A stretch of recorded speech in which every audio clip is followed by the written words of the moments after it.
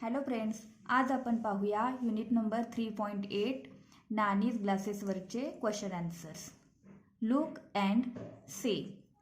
Glasses, bathroom, cupboard, usual, favourite, knitting, kitchen, garden, wrapped, dining, missing, clues, yarn, quickly, everywhere.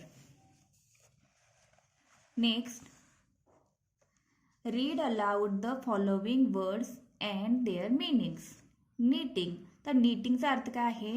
Making clothes of wool by using 2 long needles. म्हणजे विणणे. आता विणकाम करण्यासाठी 2 अशा लांबड्या सुई use केली जाते आणि त्याच्यापासून वुलनचे क्लोथ विणले जातात. तुम्ही पाहिलं असेल. Clues, information that helps one two solve or find something.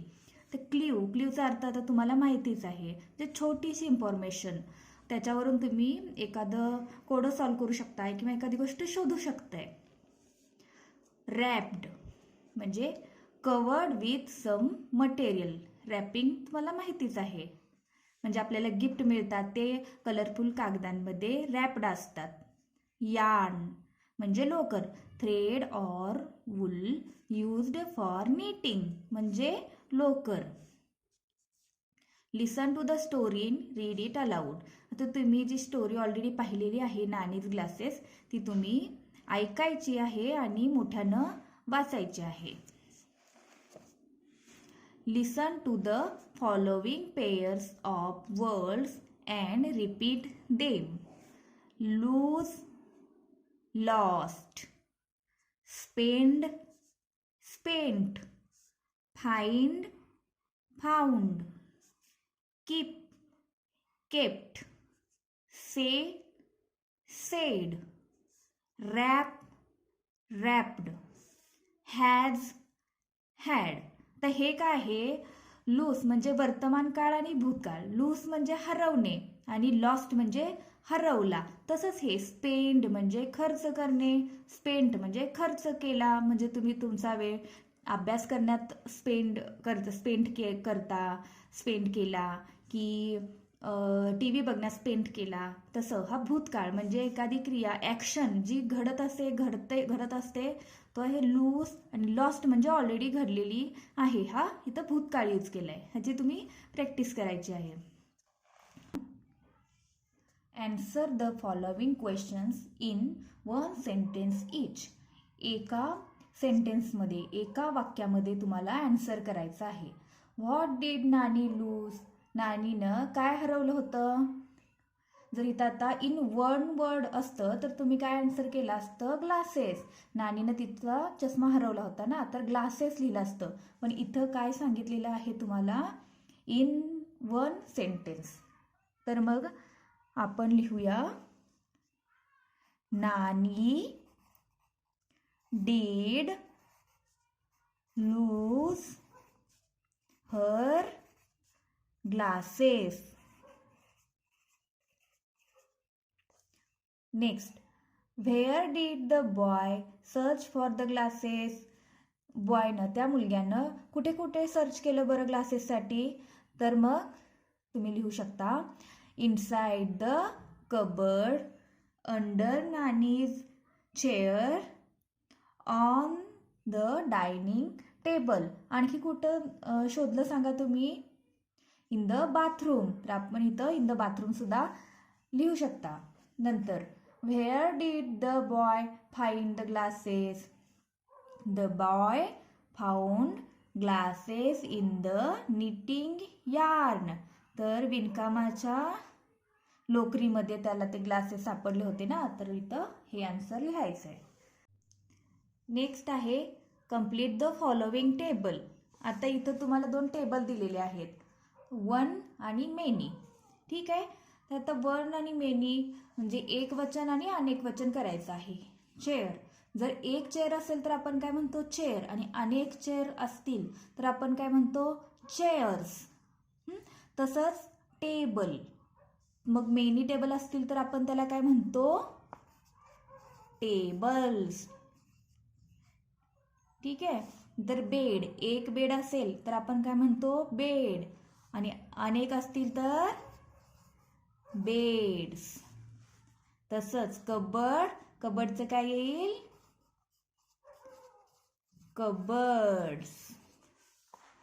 तसंच क्ल्यू. आणि जर अनेक क्ल्यू असतील तर काय लिहायचं? क्ल्यूज. गार्डन काय येईल? गार्डन्स. आयचं काय येईल? आईज. प्लेसचं काय येईल? प्लेसेस. इथे नेक्स्ट काय आहे? Fill in the blank. तर the places where the boy looked for the glasses where. आता मुलानं कुठं कुठं शोधले होते glasses? On Nani's head, in the bathroom, inside the cupboard, on the bed, under her favourite chair and on the dining table. Next काय आहे? The whole day Nani did some cooking in the kitchen and some work in the garden. She also spent time in reading and knitting. The next काय आहे? Write yes or no against the following statements. आता आपल्याला yes or no तर लिहायचं आहे. Nani did lost her glasses very often. तर इथं काय येईल? काय येईल सांगा आन्सर? येस और नो म्हणजे नानी तिचा चष्मा सारखा सारखा विसरायची, हरवायची. तर मग हो की नाही? हो. तर मग इथं लिहूया आपण yes. The boy refused to search for the glasses. त्या मुलग्यानं ग्लासेस शोधायला मदत करायला नाही बोलला का? मना केलं का? मी नाही शोधणार ग्लास. नाही, त्यानं मदत केली ना. त्यामुळे हे सेंटेन्स रॉंग आहे. त्यामुळे इथं लिहायचं नो. त्यानं मना नव्हतं केलं. नंतर the boy looked everywhere for her glasses. त्या बॉयनं प्रत्येक ठिकाणी तिचा ग्लास शोधला, नानीचा ग्लास शोधला. हो की नाही? ग्लासेस शोधले ना? तर हो. तर मग इथं लिहायचं आपण yes. Nani had slept the whole day. नानी दिवसभर झोपली होती. झोपली होती का नानी दिवसभर? नाही, कारण ती कुकिंग करत होती, गार्डनमध्ये काही काम केलं, त्यांनी रीडिंग केलं, नीटिंग केलं. त्यामुळे हे सेंटेन्स रॉंग आहे, नो. म्हणून इथं लिहायचं no. Nani was angry with the boy. नानी त्या मुलग्यावरती चिडली होती का? नाही. तर मग इथं लिहायचं no. The boy finally found the glasses. आणि मुलाला फायनली ते ग्लासेस मिळाले, तिचा चष्मा मिळाला. हो की नाही? हो. तर मग आपण इथं लिहायचं यस. नेक्स्ट आहे join the words in box A and box B and write new word. आता ए आणि बी हे तुम्हाला बॉक्सेस दिलेले आहेत. त्याच्यामध्ये वेगळे वेगळे वर्ड्स आहेत. तर ते आपण जॉईन करून एक वेगळा वर्ड बनवायचा आहे. ठीक आहे. आता काय होईल? बाथ. आता बाथमधून आपल्याला बाथला काय जोडलं, कनेक्ट केलं बी मधून, तर नवीन वर्ड होईल. बाथ टाइम्स होईल का? लँड होईल का? नाही. तर यातून बघायचं योग्य कोणतं आहे? रूम. ठीक आहे. बाथला आणि रूमला आपण कनेक्ट केलं तर नवीन वर्ड कोणता तयार होतो? बाथरूम. नेक्स्ट आता एव्हरीला काय कनेक्ट केलं तर नवीन वर्ड बनेल? एव्हरीवेअर. तर आपण लिहूया एव्हरीवेअर. सम काय येईल? टाइम्स. समटाइम्स. Next fire. आता फायरला काय कनेक्ट करू आपण? वूड. Fire wood. त्यात ग्रास लँड.